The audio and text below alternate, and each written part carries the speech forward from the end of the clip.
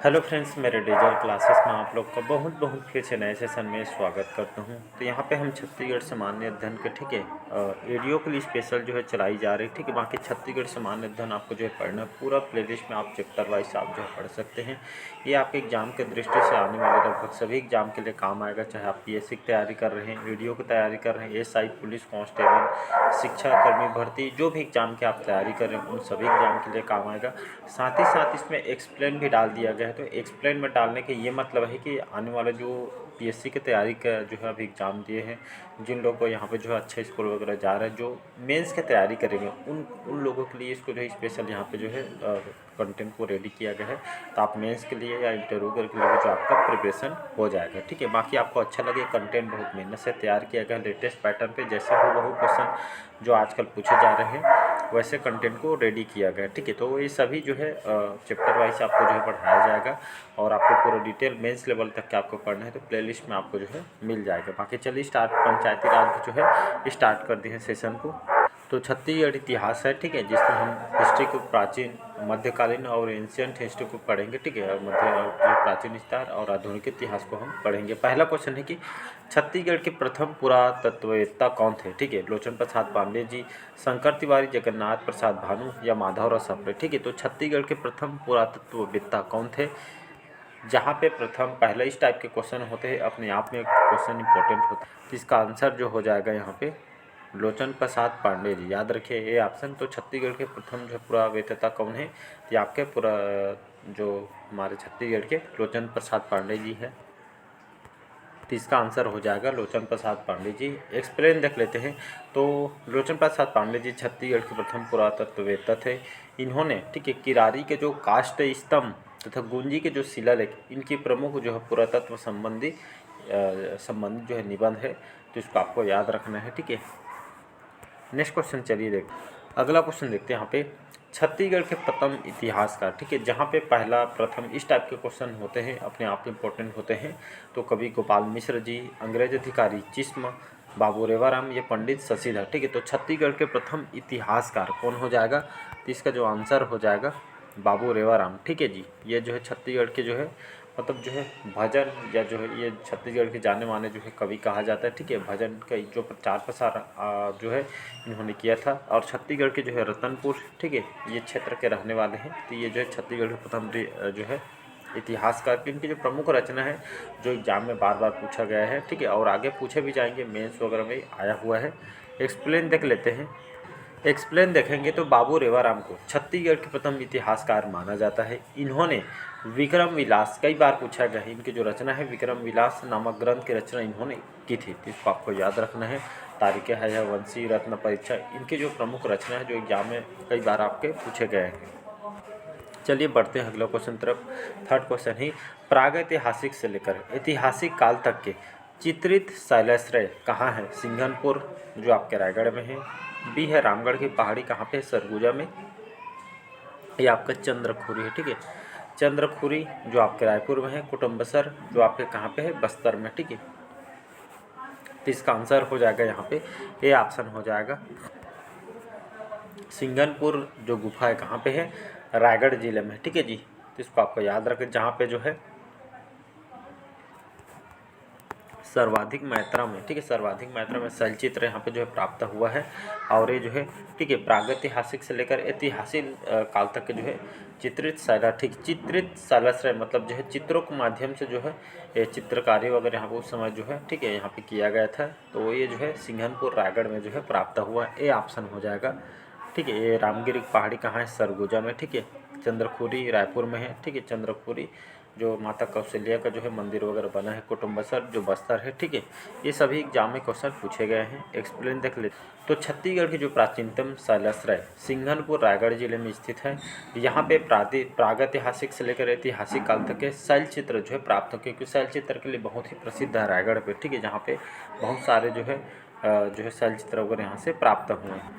चलिए अगला क्वेश्चन है कि रायगढ़, ठीक है, रायगढ़ जिले के जो कबरा पहाड़ से किस युग के औजार प्राप्त हुए? पाषाण युग, मध्य युग, कांस्य युग या लौह युग? ठीक है, तो रायगढ़ जिला का जो कबरा पहाड़ है, ठीक है, कबरा पहाड़ से जो है किस युग के जो है औजार प्राप्त हुए? तो यहाँ से जो है पाषाण युग के जो है औजार प्राप्त हुए हैं। तो यहाँ पे ए ऑप्शन हो जाएगा यहाँ पे करेक्ट आंसर। ठीक है, तो एक्सप्लेन में देखेंगे रायगढ़ की जो कबरा पहाड़ है, ठीक है, यहाँ से जो है पूर्व पाषाण तथा उत्तर पाषाणकालीन औजार प्राप्त हुए हैं या मिले।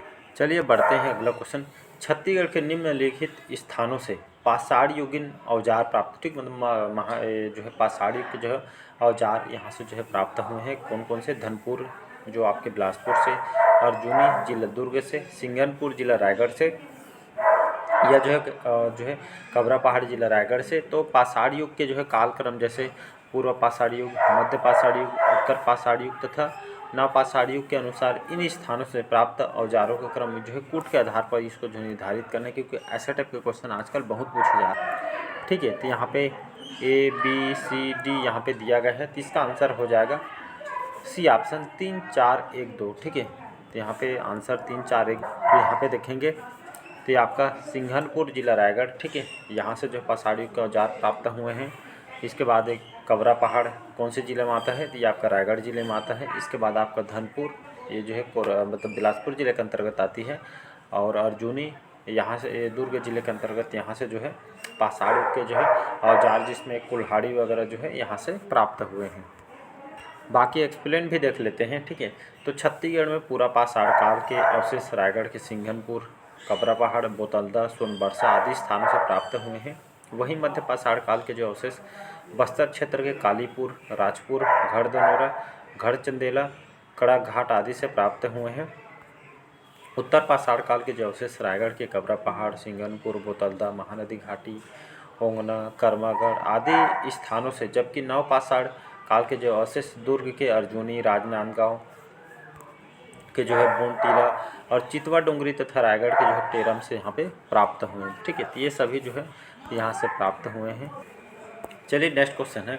छत्तीसगढ़ में सन 1953 में सिरपुर का जो प्रथम पुरातात्विक उत्खनन कार्य किसके निर्देशन में आरंभ हुआ था? Cunningham, Moreshwar Dikshit, K D. वाजपेयी या लोचन प्रसाद पांडे। ठीक है, तो 1953 में जो सिरपुर, ठीक है, जो महासमुंद जिले के अंतर्गत आती है, तो यहाँ पे जो प्रथम पुरातात्विक उत्खनन जो कार्य किसके निर्देशन में? तो जो मोरेश्वर दीक्षित है। ठीक है, तो सिरपुर में आप सभी को पता होगा लक्ष्मण मंदिर बहुत ही प्रसिद्ध है, ठीक, जो आपका पांडु वंश का जो है मतलब यहाँ से जानकारी मिलती है उस समय जो है। ठीक है, वो जो मंदिर है पांडु वंश के काल में निर्माण हुआ था, बहुत ही जो है प्राचीन मंदिर है। तो जो मोरेश्वर दीक्षित है, इन्हीं के जो है पुरातात्विक खनन जो है कार्य इनके निर्देशन में किया गया था। तो इसका बी ऑप्शन हो जाएगा। एक्सप्लेन देख लेते हैं। तो सिरपुर में 1953 में प्रोफेसर मोरेश्वर जो गंगाधर दीक्षित के निर्देशन में जो पुरातात्विक खनन का कार्य प्रारंभ हुआ था। अगला क्वेश्चन है, वैदिक काल में छत्तीसगढ़ को निम्नलिखित किस नाम से जाना जाता था? ठीक है, दक्षिण कोसल, छत्तीसगढ़, दनकारण्य, गोंडवाना या इनमें से कोई नहीं। ठीक है, तो वैदिक काल में छत्तीसगढ़ को किस नाम से जाना जाता था? तो इनमें से कोई नहीं हो जाएगा। ठीक है जी, एक मिनट।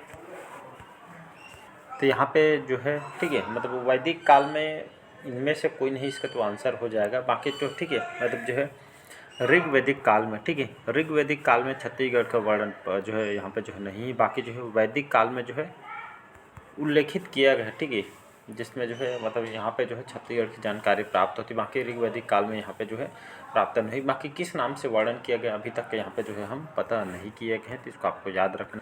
चलिए अगला क्वेश्चन है, 8वां क्वेश्चन की दशरथ की जो पत्नी मतलब जो है भगवान राम को उनकी माता जी की बात कर रही। ठीक है, तो कौशल्या के पिता का नाम क्या था? भानुमंत, जनक, परशुराम या वाल्मीकि। ठीक है, तो दशरथ की पत्नी कौशल्या, इनके पिता कौन थे? तो ये आपका भानुमंत थे। ठीक है, मतलब जो है भगवान राम जी के नाना की बात करते। ठीक है, उनके नाना भानुमंत थे। एक्सप्लेन देख ले। एक्सप्लेन में देखेंगे तो दक्षिण कोसल के जो शासक भानुमंत की पुत्री का नाम था कौशल्या, जिसका विवाह अयोध्या के शासक राजा दशरथ, ठीक, मतलब जो है भगवान राम जी के पिताजी, इनके साथ विवाह हुआ था। क्योंकि उनके जो नाना थे राम जी के, ठीक है, भगवान राम जी के, उनके जो है पुत्र मतलब जो है उनके जो है नाना के दामाद वगैरह नहीं थे, तो भगवान राम जी के पिताजी को इन्होंने यहाँ पे जो है मतलब जो है सिंहासन वगैरह राजपाट इनको जो है सौंप दिए थे। अगला क्वेश्चन है, वाल्मीकि रामायण के अनुसार राम ने दक्षिण कोसल का राज्य किसे दिया गया था, सौंपा गया था? लव, कुश, लक्ष्मण या अंगद को। तो इसका आंसर हो जाएगा, ठीक है, तो लव और कुश दोनों भाई हैं, भगवान राम जी के जो है पुत्र हैं। ठीक है, तो इनके अनुसार राम ने जो है दक्षिण कोसल के राज्य ये जो उनके जो पुत्र कुश को इन्होंने सौंपा था। तो इसका बी ऑप्शन हो जाएगा। एक्सप्लेन देख लेते हैं। तो वाल्मीकि रामायण के अनुसार राजा ने, ठीक है, राजा ने जो है भगवान जो है राम जी ने जो है दक्षिण कौशल के क्षेत्र को अपने छोटे पुत्र जो है कुश को यहाँ पे दिया गया था। और इनकी जो है जानकारी मतलब जो है, ठीक है, मतलब रामायण काल के बहुत सारे साक्ष्य यहाँ से जो है प्राप्त हैं, जहाँ पे तुरतुरिया में, ठीक है, जो है लव कुश का जन्म स्थली या जो है इनका आश्रम से जानकारी यहाँ से प्राप्त हुए। अगला क्वेश्चन है, किस ग्रंथ में छत्तीसगढ़ क्षेत्र का उल्लेख नहीं है? रामायण, पुराण, ऋग्वेद या महाभारत में? तो ये आपका पुराण में, ठीक है, पुराण में छत्तीसगढ़ के जो उल्लेख यहाँ पे नहीं किया गया है। एक्सप्लेन देख लेते हैं। तो रामायण काल में छत्तीसगढ़ को कौशल या दक्षिण कौशल के नाम से जाना जाता था, ठीक है, ये क्वेश्चन आया भी हुआ है। जबकि महाभारत काल में छत्तीसगढ़ को कौशल, प्राक कौशल और बस्तर क्षेत्र को महाकांतार के नाम से जाना जाता था। वैदिक युग में छत्तीसगढ़ से संबंधित जानकारी का अभाव है, मतलब जो है जानकारी नहीं मिलती है। ऋग्वेद में इस क्षेत्र का कोई भी उल्लेख नहीं मिलता, क्योंकि ऋग्वैदिक जो आर्य उत्तर भारत तक जो है सीमित थे। उत्तर वैदिक कालीन साहित्यों में नर्मदा नदी को जो है रेवा नदी के नाम से जो है उल्लेखित यहाँ पे किया गया है, ठीक है। तो ये डाटा से भी क्वेश्चन आपसे पूछे गए।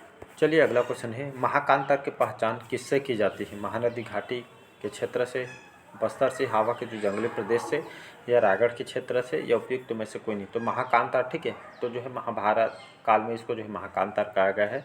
तो बस्तर के जो, ठीक है, जो बस्तर से हावा का जो जंगली क्षेत्र, ये जो प्रदेश है, इससे जो है महाकांतार के यहाँ पे पहचान की जाती है। एक्सप्लेन देख लेते हैं। तो बस्तर क्षेत्र को प्राचीन काल में, ठीक है, प्राचीन काल में जो है चक्रकोट, महाकांतार, एकाकांतार आदि नामों से इसको जो है मतलब जाना जाता है। रामायण काल में पढ़ेंगे तो अलग नाम से, महाभारत काल में अलग अलग जगहों को अलग अलग नाम से जो है जानते हैं। अभी हम रामायण काल में अलग पढ़े हैं, महाभारत काल में, और अभी हम उसको जो है अलग ही नाम से हम जानते हैं, ठीक है जी। तो उस समय जो है अलग अलग नाम से देखेंगे। तो अभी जैसे रतनपुर हो गया, महानदी, ठीक है, बहुत सारे ऐसे क्षेत्र हैं जिसको हम अभी भी ना, जो जगह है वो तो वही है, लेकिन नाम को जो हम अलग अलग नाम से जानते हैं। लास्ट क्वेश्चन है, वैदिक काल में छत्तीसगढ़ को निम्नलिखित किस नाम से जाना जाता था? दक्षिण कौशल, दनकरण्य, छत्तीसगढ़ को नुमाना, या इनमें से कोई? 30 का आंसर हो जाएगा इनमें से कोई नहीं, ठीक है। तो वैदिक काल में छत्तीसगढ़ को किस नाम से जाना जाता था? तो इनमें से कोई नहीं हो जाएगा। एक्सप्लेन देख लेते हैं। एक्सप्लेन में भी देखेंगे तो वैदिक कालीन ग्रंथों में छत्तीसगढ़ उल्लेख नहीं किया गया है, ठीक है। मतलब जो है, मतलब बहुत सारे जो है जगह यहाँ पे जो है मिला है, और बहुत सारे जगह में यहाँ पर जानकारी नहीं प्राप्त होता है, ठीक है। तो इसी तरह यहाँ पे जो है छत्तीसगढ़ को किस नाम से जाना जाता था? तो इनमें से कोई नहीं, ठीक है। तो इसको आपको याद रखना है, ये ऑप्शन हो जाएगा। बाकी चलिए कैसा लगा सेशन कमेंट बॉक्स में कमेंट करके ज़रूर बताइए। पहले बार आए हैं तो चैनल को सब्सक्राइब करके रख लीजिए ताकि नोटिफिकेशन पहुँच पाए। और ये जो है, ठीक है, इसको जो है जितना इंपॉर्टेंट क्वेश्चन हो सकते थे उसको मैं जो है बताने की कोशिश करूँगा। मिलते हैं अगले पार्ट में। और सभी एग्ज़ाम खास करके जो है आने वाले वीडियो के लिए जो है बहुत काम आएगा, ठीक है। Thank you.